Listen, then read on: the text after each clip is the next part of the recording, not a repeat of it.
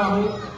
युवा साथियों, आपका अभिनंदन करते हुए मातृशक्ति का वंदन करता हूँ और हमारे बीच में उपस्थित राजनीति के जिनको मैं गुरु भी कह सकता हूँ और राजनीतिक रूप से नए आयाम स्थापित करने वाले हमारे वर्तमान के शिक्षा मंत्री, पूर्व में भी कई बार मंत्री रहे मदन जी दिलावर का मैं बगड़ की सारी जनता की तरफ से और प्रभारी होने के नाते बहुत बहुत स्वागत करता हूँ और अभिनंदन करता हूँ।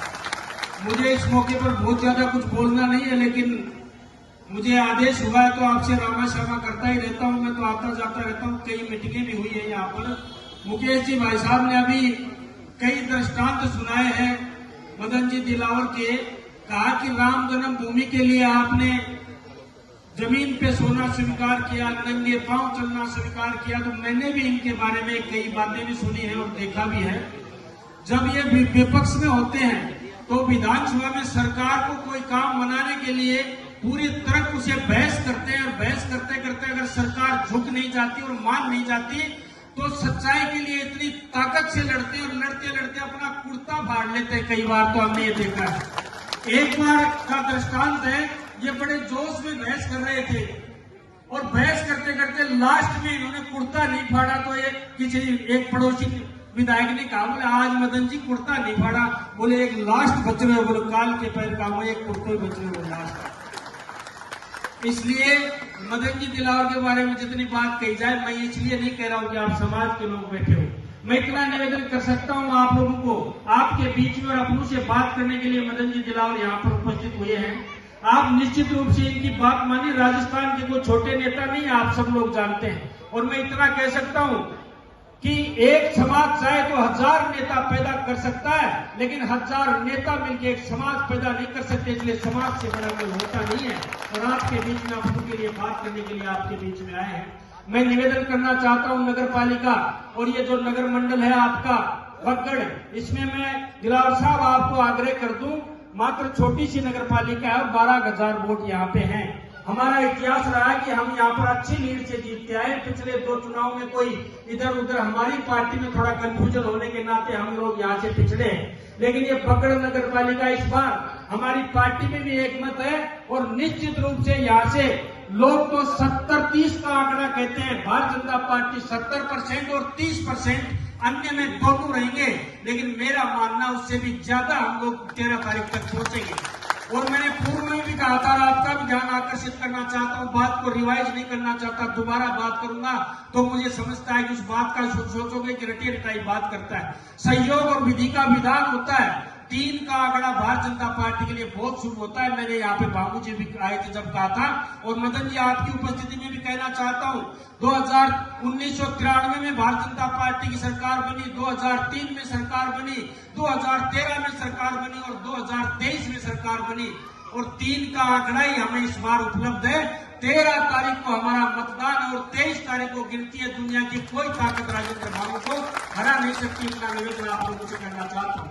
और 3 का आंकड़ा कांग्रेस के लिए बड़ा अशुभ है। कांग्रेस के लिए अशुभ है क्योंकि कांग्रेस की तीसरी पीढ़ी चुनाव लड़ रही है। दिल्ली में भी तीसरी पीढ़ी को साल हो गई 20। इंदिरा गांधी की गाड़ी खूब चली, उसके बाद राजीव गांधी की गाड़ी भी खूब चली। तीसरी पीढ़ी में राहुल गांधी आए, चढ़ाते चढ़ाते रेलगाड़ी को 20 साल लग गए। यहाँ भी तीसरी पीढ़ी अमित ओला चुनाव लड़ रही है। मैं दावे के साथ कह सकता हूँ 20 वर्ष पहले ये गाड़ी चुनाव में नहीं चढ़ सकती। और आप लोगों को कहना चाहता हूँ, वंशवाद की राजनीति, परिवारवाद की राजनीति ना कोई देश का भला कर सकती है, ना प्रदेश का भला कर सकती है और ना गांव और गाड़ी का भला कर सकती है। आप लोगों से एक और निवेदन करना चाहता हूँ, जाता हूँ जही भी सच्ची बात करता हूँ।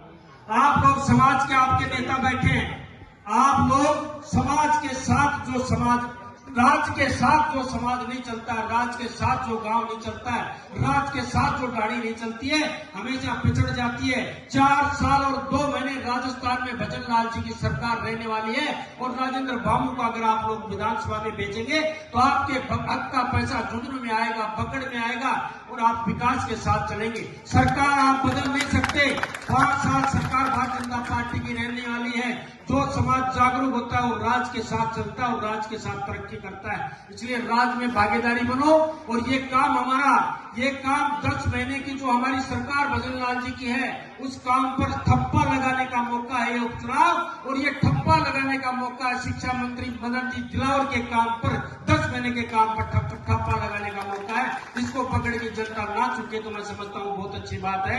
और मैं सभी निवेदन प्रबंध जो उनसे निवेदन करना चाहता हूँ, यहाँ पर सब लोग बैठे हो, आप लोगों का निर्णय हमेशा ही सच्चा हुआ है और अच्छा हुआ है। और इस बार मैं निश्चित रूप से कह सकता हूँ हम झुंझुनू से 2 विधायक हैं, 3 विधायक अगर हम लोग होंगे तो जमुना का जो पानी हम लोगों ने वादा किया था, एक बात बीच में और जोड़ देता हूँ, हमें शिक्षित जिले के नाम से जाना जाता है और बड़ा विकसित जिले के नाम से जाना जाता है। लेकिन लोकसभा के चुनाव से पहले भजन लाल जी ने यहाँ झुंझुनू में आकर कहा, अगर हम लोग लोकसभा में शेखावाटी की 3 सीट आप लोग जिताते हो तो हम यमुना का पानी शेखावाटी में लेके आएंगे।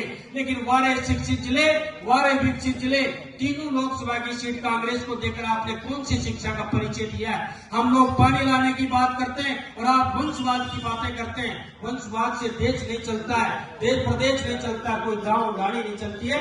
इसलिए जमुना का जल आएगा।